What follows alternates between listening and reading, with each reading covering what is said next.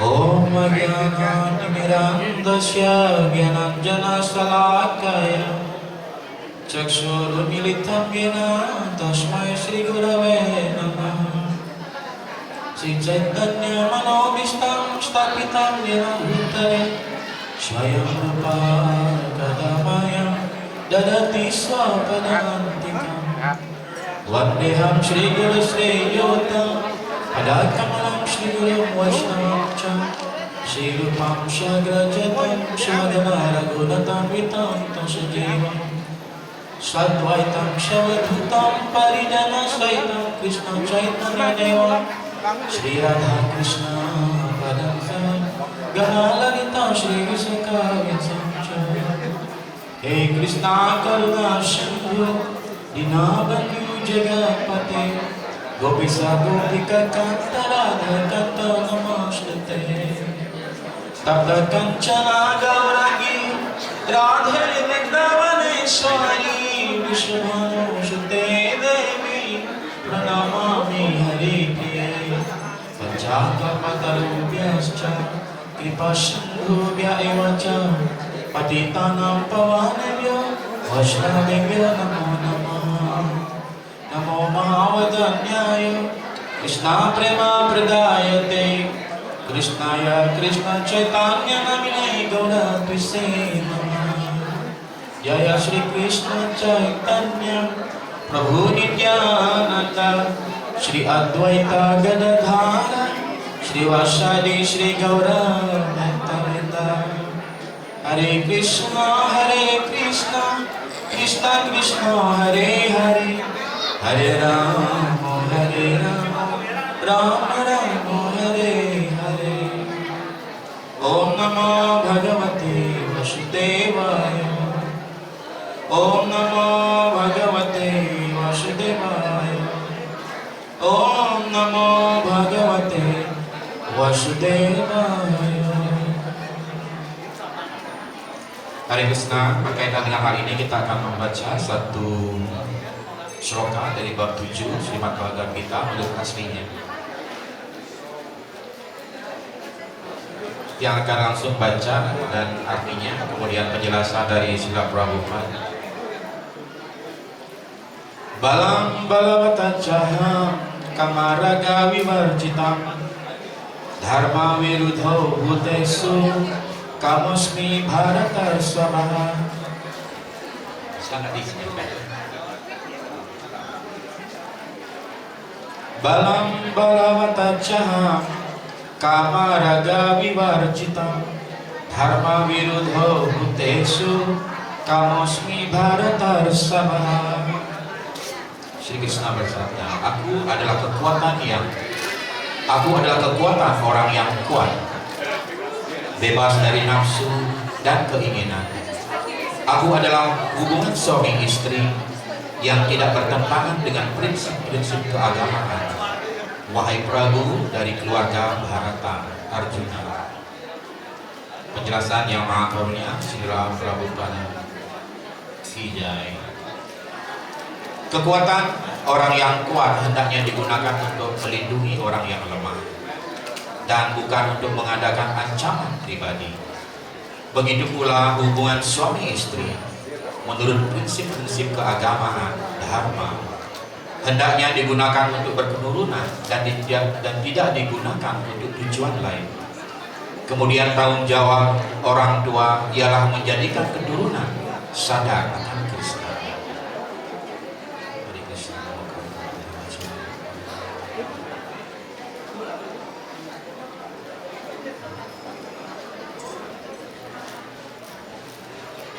Hare Krishna, Prabu dan Mataji. Jadi hari ini adalah hari yang sangat berbahagia sekali, yaitu hari Wiwaha Samskara, pernikahan, upacara pernikahan, ya, wedding marriage ya, dari adik kami Syama Sarojini dan Abdullah. Dan hari ini saya diberikan kesempatan untuk membacakan sebuah sloka dari Bhagavad Gita dan memberikan sedikit ulasan namun saya paham bahwa saya sama sekali tidak memiliki kualifikasi, tetapi atas karunia daripada His Grace Sundarananda Prabhu memberikan pihak kesempatan pada pagi hari ini. Jadi karena waktunya sangat terbatas, jadi kita ringkas saja. Jadi Wiwaha Samskara ya, sebenarnya adalah sangat sakral dan sangat esensial di dalam samskara ini. Ya, jadi Waisnava Samskara ataupun Grihasta asrama ini sebenarnya tidak kalah, tidak lebih kurang dari 3 asrama-asrama yang lainnya, seperti Brahmacari Asram, kemudian Wanaprastha dan Sannyasi.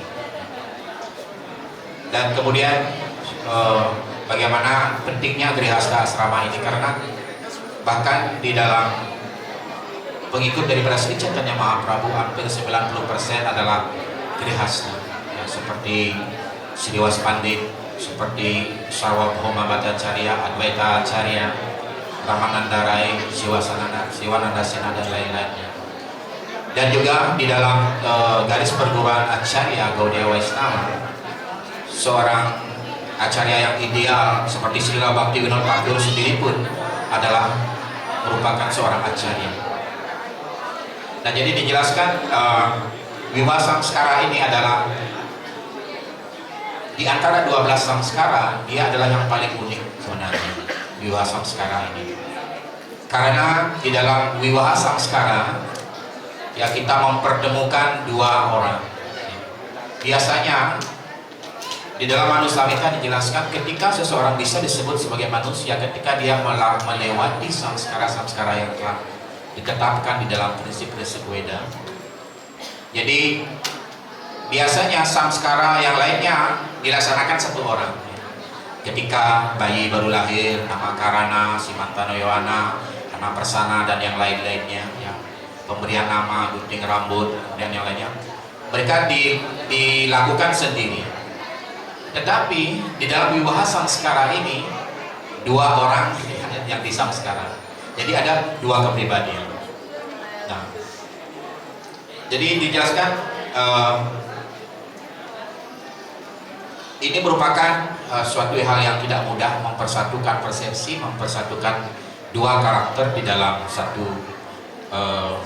jiwa seperti itu. Eka jiwa dwideha, jadi ada 2 badannya tetapi jiwanya tetap satu. Suami istri adalah satu sebenarnya. Ya, tidak ada orang menikah atau nganten itu sendiri. Prabu mau nganten, mau nikah wiwaha sama siapa, pasti ada partnernya. Jadi di antara samskara ini adalah yang sedikit sulit ya, mempertemukan pasangan yang pas gitu. Nah, jadi oleh karena itu dijelaskan perlu adanya love and affection, ada cinta dan kasih sayang di dalam kedua ya, pasangan ini. Karena ketika seseorang memiliki love, affection, memiliki cinta dan kasih, dia baru dijelaskan memiliki kualifikasi untuk menerima otoritas yang lebih tinggi ya. Itu basic dasarnya ya. Baik itu dari guru, dari orang tua, ataupun dari ya, para brahmana, sadhu, acharya ya. Oleh karena itu ya, di dalam tradisi Weda biasanya zaman dahulu kedua mempelai ini sebenarnya ya, laki-laki dan gadis dan pemuda ini dicari informasi chatnya di dalam astrologer, apakah dia memiliki kecocokan ataupun tidak. Karena ketika chat di dalam astrologer itu memiliki kecocokan, jadi walaupun ya pada zaman dulu seperti itu, bahkan satu contoh seperti Srimad Gaur Govinda Swami Srila Gurudev ya, ketika beliau bertemu dengan istrinya, beliau belum pernah melihat wajah istrinya. Beliau baru melihat wajah istrinya ketika seperti ini, seperti ketika kain itu di cover itu dibuka, baru pertama kali beliau melihat itu. Jadi orang tua menjodohkan anaknya sesuai dengan astrologi ya, perbintangan yang dia miliki. Jika perbintangan itu memiliki kecocokan, maka pasti ya, Walaupun mereka tidak bertemu, nanti seiring sejalan mereka akan bisa menemui kecocokan seperti itu. Ya, karena ini sangat penting sekali. Ya, karena dijelaskan kalau cinta, yang namanya cinta aja bukan segala-galanya sebenarnya. Karena cinta secara material mengandung nafsu kama, jadi sifatnya temporary. Ya. Jadi kadang-kadang dia pada awal-awalnya begitu kasmaran, dia dua pemuda-pemudi ketika kena panah asmara, mereka akan saling mencintai. Tetapi seiring berjalannya waktu, ya, cinta itu bisa memudar. Tetapi ketika ya garis perbintangan astrologi mereka tepat, maka mereka akan bisa selamanya seperti itu. Dan kemudian ada beberapa hal yang sebenarnya sulit untuk mempertemukan itu, karena ada dijelaskan sebagai gana kuta, ya. Gana kuta karena dijelaskan orang akan terlahir sesuai dengan triguna, ya. Ada satwika, rajasika, dan tamasika. Orang yang terlahir di dalam satwika akan disebut sebagai dewata gana, kemudian ada manusia gana, kemudian ada raksasa gana. Jadi gana-gana ini sebenarnya tidak bisa dicampurkan begitu. Harus ada gana yang lebih tinggi dari yang lainnya, sehingga ada yang mengontrol kehidupan rumah tangga seseorang. Kalau tidak seperti itu, gana kuta akan berubah menjadi gana dosa. Jadi berdasarkan triguna mereka akan mendapatkan hal itu. Nah, kemudian karena akan terjadi percampuran, penyatuan dua karakter yang berbeda sesuai karma orang dilahirkan, dan melalui perbintangan astrologi orang akan mencocokkan karakter-karakter tertentu. Nah, kemudian hal yang kedua yang kadang-kadang juga menjadi hambatan di dalam rumah tangga, ya, bahkan bisa mengakibatkan perpisahan di dalam rumah tangga, yaitu adanya perbedaan warna yang sering kita kenal sebagai anuloma dan pratiloma. Jika suami istri memiliki warna yang berbeda, itu akan mengakibatkan yang kurang cocoknya di dalam mengarungi bahtera rumah tangga.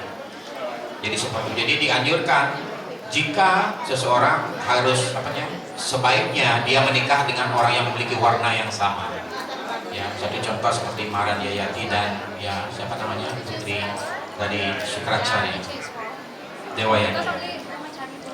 Nah, kemudian ya, tetapi untungnya ya bagi zaman orang-orang yang lahir khususnya di zaman Kali Yuga ini, jadi tidak ada warna, tidak ada gana seperti itu, karena semua adalah kalau sudra sambawa. Bahkan orang memiliki karakter sudra pun tidak ada. Oleh karena itu dijelaskan ya, jalan keluar daripada problem-problem ini, mempertemukan dua pasangan ini adalah ketika mereka bisa menempuh Vaishnava Vivaha, ataupun dijelaskan sebagai Vaishnava marriage life, ya. Karena dijelaskan ketika seseorang melaksanakan wiwaha berdasarkan aturan Vaishnava, ketika dia menjadi Vaishnava, jadi pernikahan ini seperti beyond semua rule regulation, semua aturan itu di luar tersebut. Ya, jadi mudah-mudahan pernikahan adik saya, ya, Syama Sarojudi dan Atullah yang dilandasi oleh cinta yang tulus, sehingga dia bisa menerima ya perintah dari otoritas yang tinggi, yang lebih tinggi. Karena seperti dijelaskan oleh Srila Gurudev, ya, di dalam kehidupan rumah tangga ya tidak selamanya selalu dalam kondisi yang sama, ada naik dan turun, ada saatnya kita berada di dalam kecemasan seperti itu. Tetapi Srila Gurudev menjelaskan ya, sebagai suami kita harus toleransi, sebagai istri kita harus bertoleransi, ya. Toleransi, saya bertoleransi untuk memuaskan Sri Guru dan Sri Krishna. Nah, jadi Gurudev jelaskan seperti itu, dan guru ya, hendaknya seorang pasangan suami istri berada di bawah pengawasan guru, di bawah perlindungan guru kerohanian, ya, sehingga guru adalah dijelaskan sebagai steering beliau yang mengendalikan kedua suami istri ini, ya. Sang suami adalah Krishna Das, istri adalah Krishna Dasi, Semua adalah pelayan-pelayan daripada Krishna.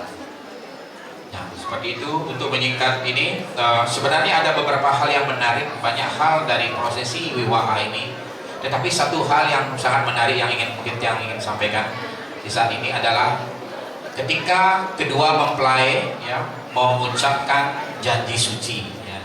Nanti kita akan bisa saksikan bagaimana adik kita Syama Sorodini dan Atula akan mengucapkan janji sucinya di depan api ya. Biasanya ya disebut dengan Sapta Padi. Sapta artinya 7, Padi artinya langkah. Jadi mereka akan mengelilingi 7 kali ya. Kalau dalam Vaishnava Samskara, Wiwaha Samskara Vaishnava, dia akan mengelilingi 7 kali, yang artinya dia berjanji 7 kali kehidupannya mereka akan menjadi suami istri. Ya. Tetapi biasanya di dalam tradisi Weda di daerah-daerah India seperti Gujarati, mereka hanya mengelilingi 4 kali saja. Mereka dan menyimpulkan catur purusa arta, dharma, arta, dan kama, dan moksha. Ya. Tetapi di dalam Vaishnava Samskara, ya, di dalam kesadaran Krishna kita mengenal adanya pancama purusarta, yaitu Krishna Prema Bhakti. Jadi 7 langkah kesetiaan di dalam kehidupan. Ya, ini disebut dengan Saptapadi. Ya, nanti bagaimana kedua ini adalah sebenarnya sesi yang paling romantis di di dalam Wiwaha Samskara ini, karena mereka saling mengucapkan janji suci mereka di depan api ya, dan janji itu harus ditepati. Ya. Dia akan membacakan satu persatu mungkin 7 ini. Ya. Dalam bahasa Inggris, you promise to provide each other the good things of life, food, physical and emotional nourishment, and work. So all your basic needs are fulfilled. Kedua mempelai akan berjanji untuk menyediakan atau satu sama lain ya, hal-hal seperti yang terbaik di dalam kehidupannya, seperti makanan, baik itu merupakan ya pelayanan secara lahir dan batin, kekayaan ya, sehingga semua kebutuhan mendasar bisa terpenuhi. You promise to look after each other, praying for each other, physical and mental health and strength. So there is someone to take care of you at all times. Ya, berjanji untuk saling ya, memperhatikan satu sama lain, mendoakan satu sama lain lahir batin, kekuatan dan kesehatan mental. Jadi akan selalu ada yang memperhatikan kita setiap saat. Ya, ini Saptapadi nanti yang artinya yang akan kita dalam prosesi yang akan dilaksanakan oleh kedua mempelai. In this vow, you promise to foster affection and liking toward each other, so you will cherish and love, enabling you to become a better person. Ya, berjanji ya akan tetap menyukai satu sama lain ya, tidak akan pernah ada kata bosan, sehingga kita merasa dicintai, dan agar memungkinkan kita menjadi pribadi yang lebih baik. Kemudian langkah yang keempat, fourth step, you vow to be lifelong companions, so in good and bad times you are not alone. Berjanji untuk menjadi pasangan yang selalu bersama. Jadi dalam keadaan baik maupun buruk kita tidak merasa sendirian. Kemudian dalam langkah yang ketiga, kedua mempelai berjanji, you pray to grow together in thought and in action, to find a common path amidst differing outlooks. Ya, berjanji untuk tumbuh berkembang dan maju bersama. Ya, tidak boleh ada yang satu lebih maju, ya, kemudian istrinya ditinggalkan, kemudian suaminya kalau istrinya yang lebih maju dalam pengetahuan atau pendapatan, suami yang ditinggalkan. Ya. Jadi tidak ada kata ada yang lebih di atas, ada yang lebih di bawah. Ya. untuk menemukan jalan yang sama di tengah penampilan yang berbeda. Walaupun penampilan kita berbeda, laki perempuan, suami istri, ya. Kemudian tetapi di dalam outlooknya berbeda, tetapi di dalam jalannya kita bersama-sama. Kemudian langkah yang keenam yang akan dijanji, yang akan disampaikan, you go to look after your children, family and society, ensuring their prosperity together. So, with your union, everyone benefits. Berjanji untuk memelihara, membesarkan anak, ini yang paling penting. Karena tujuan seseorang melakukan pernikahan atau wiwasan sekarang, tujuannya adalah untuk mendapatkan keturunan, ya, untuk mendapatkan seorang anak yang subur. Jadi bukan untuk enjoy. Ya, jadi berjanji untuk memelihara, membesarkan anak, menyejahterakan keluarga dan masyarakat, meyakinkan mereka mendapatkan kesejahteraan bersama. Jadi semuanya, jadi dengan hubungan pernikahan kita, semua orang diuntungkan. Jadi tidak semua pun merasakan keuntungan ketika kita melakukan itu. Kemudian Sabta Padi ini adalah langkah yang ketujuh, the seventh step. Finally, you promise to adopt a noble man of mind, leading a sacred and spiritual life in union. You both agree to walk the philosophical and spiritual path in life. Jadi ini adalah yang ketujuh. Mereka berjanji menerima dan mengadopsi pikiran-pikiran yang mulia, menjalani hidup yang suci dan spiritual dalam kebersamaan hidup berkeluarga. Kita setuju ya berdua berjalan hidup bersama berlandaskan ya baik secara filosofis di dalam jalan hidup spiritual ini. Ya. Jadi ini adalah 7 langkah yang tujuh langkah dari Sabta Padi, artinya ya, janji suci yang diucapkan di depan Apiagia yang tidak boleh diingkari oleh satu orang atau keduanya, tidak boleh mengingkari janji ini. Ya. Jadi saya akan bacakan satu quote lagi dari Sila Gurudev ya. Karena bapak ibunya bahasa orang Inggris, jadi harus kasih bahasa Inggris. Ya, kalau bahasa Indonesia tidak ngerti. Quote of the day, Srimad Gaura Swami Maharaj. Both husband and wife should be placed under one guru. Guru is the steering holder. However difficult, awkward, uncongenial situation may come, both of you should tolerate. Husband should tolerate, wife should tolerate. For the pleasure of Krishna, I tolerate. But you are not prepared to tolerate, so the whole trouble comes. Tolerate, then good thing will come up. It is not that every day goes same. Next day, some change has come. Material world means changing. Today is suffering, next day happiness comes. Have patience and tolerate. This is our instruction to you. Bhubaneswar 1995, Srimad Gaura Swami Maharaj. Jadi itu pesan dari Sila Gurudev. Dan hal yang penting tadi adalah hadirnya seorang suputra di dalam keluarga. Mudah-mudahan atas wiwaha samskara yang didoakan oleh para Waisnawa dan Waisnawi, adik kami Syama Sarojini, ya setelah pernikahan ini segera mendapatkan seorang anak ya, untuk agar kesempurnaan di dalam kehidupan berumah tangga. Oleh karena itu para grihasta juga disebut dengan Prajapati ya. Prajapati itu artinya dia yang seperti Prajapati. Kita banyak ada Prajapati Daksa, ada di dalam setiap manwantara ada Prajapati. Setiap grihasta juga disebut dengan Prajapati karena dia melahirkan praja ya. Orang ya, manusia yang akan melahirkan cita-citanya sebagaimana dia dibentuk di dalam spiritual. Jadi kadang-kadang terjadi banyak hal di dalam hidup di rumah tangga ini. Jadi saya akan tutup dengan sebuah cerita dari Damodar Lila. Ya.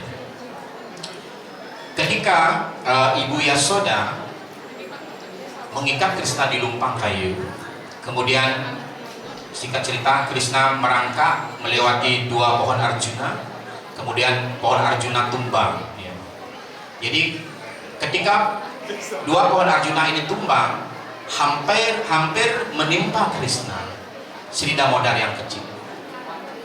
Ketika itu ya, suara berdebum dari kedua pohon ini terdengar sampai di seluruh Berendawan. Nah, ketika itu semua penduduk mendekat ya. Baik Ibu Yasoda dan Nanda Maharaj pun mendekat. Ketika melihat bayinya berada di kedua sela-sela pohon itu, kemudian Ibu Yasoda segera mengangkat Krishna. Ya. Ibu Yasoda segera mengangkat Krishna, ya. Dan Nanda Maharaj datang pada waktu itu. Ketika melihat hal itu, Nanda Maharaj sangat marah sekali dengan Ibu Yasoda. Yasoda, apa yang kamu lakukan? Karena pada waktu itu Ibu Yasoda menghukum Krishna, mengikat Krishna di dalam lumpang kayu. Dan walaupun ini adalah susunan Krishna, tetapi akhirnya Krishna hampir tertimpa pohon. Nah, kemudian Nanda Maharaj sangat kecewa dengan Ibu Yasoda. Mengapa kamu kejam sekali? Kadang-kadang di rumah tangga juga kadang-kadang ibu kadang-kadang terlalu gemes gitu ya, terlalu galak kepada anaknya. Kemudian ketika melihat hal itu ya, Ibu Yasoda merasa sangat bersalah sekali. Mengapa saya begitu kejam sekali dengan anak saya Krishna? Ya, saya telah mengikat dia, saya menghukum dia, saya kejar dia. Ya. Tetapi walaupun Ibu Yasoda melakukan hal itu, tapi sebenarnya dia memiliki cinta yang sangat luar biasa kepada Krishna. Kemudian akhirnya Ibu Yasoda merasa bersalah. Kemudian Krishna pun takut dengan ibunya, ya. Takut dengan Ibu Yasoda. Kemudian Sri Damodar mengatakan, ya, dia kemudian melihat Nanda Maharaj datang, ya. Sri Krishna Damodar segera berlari mendekati Nanda Maharaj. Ayah, ibu saya galak sekali. Ibu jahat, ya. Krishna berkata, ibu mengikat saya, ya. Kemudian ibu mengikat saya di lumpang, dan saya hampir tertimpa pohon. Ibu jahat sekali, ayah. Kemudian Yasoda melihat dan berusaha mengambil Krishna. Mari Krishna, mari sini nak. Kemudian Krishna berkata, tidak. Ibu jahat, gitu. Dan Sri Damodar mengatakan, ibu jahat sekali. Kemudian seharian itu, akhirnya beberapa hari Krishna tidur bersama Nanda Maharaj. Biasanya Sri Damodar beliau tidur bersama ibunya. Ya. Nah, dijelaskan terjadilah antara Ibu Yasoda dan Nanda Maharaj. Beliau semacam buik begitu ya. Beliau tidak berbicara beberapa hari, beliau tidak berbicara. Ya, pesannya sendiri-sendiri seperti itu. Dan dijelaskan karena saking merasa bersalahnya, Ibu Yasoda duduk seperti itu, bengong seperti itu, seperti patung. Ya. Apa sih yang melakukan hal yang jahat sekali kepada anak saya? Hampir anak saya meninggal. Sebagai seorang ibu, betapa jahatnya saya. Dan Krishna sekarang tidak mau, bahkan jangankan mau tidur bersama saya, bahkan di pangku saja Krishna tidak mau. Ya, apalagi sekarang Nanda Maharaj marah gitu. Mereka tidak bicara, 3 hari mereka tidak bicara. Ini sering terjadi di dalam rumah tangga. Ketika kadang-kadang anak ibu terlalu galak kepada anak, ayahnya membela anak. Kadang-kadang ayah yang galak kepada anaknya, ibunya yang membela anak. Seperti itu. Ini sering terjadi. Inilah hal yang lumrah. Bahkan di zaman Krishna, di dalam lila Krishna pun ini terjadi. Dan kemudian mereka berdua, antara Nanda Maharaj dan Ibu Yasoda, lama tidak bicara satu sama lain. Pada suatu hari, ya, ketika Nanda Maharaj akan persat, ya, Ibu Yasoda masak seperti itu, kemudian ditaruhnya di meja, kemudian ditinggal, gitu. Tidak mau persat bareng-bareng. Ya. Kemudian Nanda Maharaj akan persat sendiri. Hal seperti ini membuat suasana keluarga tidak enak. Ya. Kalau suami istri bertengkar, anak yang merasa akan terkorbankan. Ya, kemudian akhirnya Nanda Maharaj mengatakan, Krishna, nak, panggil ibumu. Pada suatu hari luluhlah hati Nanda Maharaj. Krishna, nak, panggil ibumu. Kemudian karena diperintahkan oleh Nanda Maharaj, akhirnya baru Krishna mau datang memanggil ibunya. Ibu, dipanggil sama bapak. Ayo persat, ayo bareng-bareng persat. Ketika mendengar, oh Nanda Maharaj sudah memanggil saya, akhirnya hati Ibu Yasoda pun menjadi sedikit lega. Nanda Maharaj sudah tidak marah lagi. Begitu ditarik tangannya oleh Krishna, kemudian dibawa ke sana, akhirnya mereka, pada saat itu Krishna mengambil tangan Nanda Maharaj dan Ibu Yasoda disatukan, dan akhirnya mereka bersatu seperti itu. Nah, jadi biasanya ketika seorang suami istri mengalami suatu percekcokan di rumah tangga, maka anaklah yang akan menjadi jembatan ini. Sebenarnya dalam cerita ini dijelaskan, artinya kita disuruh belajar put Krishna in the center, letakkan Krishna sebagai pusat daripada pelayan kita. Taruhlah Krishna di tengah-tengah segala masalah, maka everything will be okay, ya. Everything is gonna be alright, ya. Kalau Krishna berada sebagai center di dalam rumah tangga kita, jadi seperti itu. Ini sehingga mencairkan suasana kebatinan daripada Ibu Yasoda dan Nanda Maharaj kembali bersatu. Itu pentingnya ada anak di dalam rumah tangga, dan seorang anak adalah anugerah.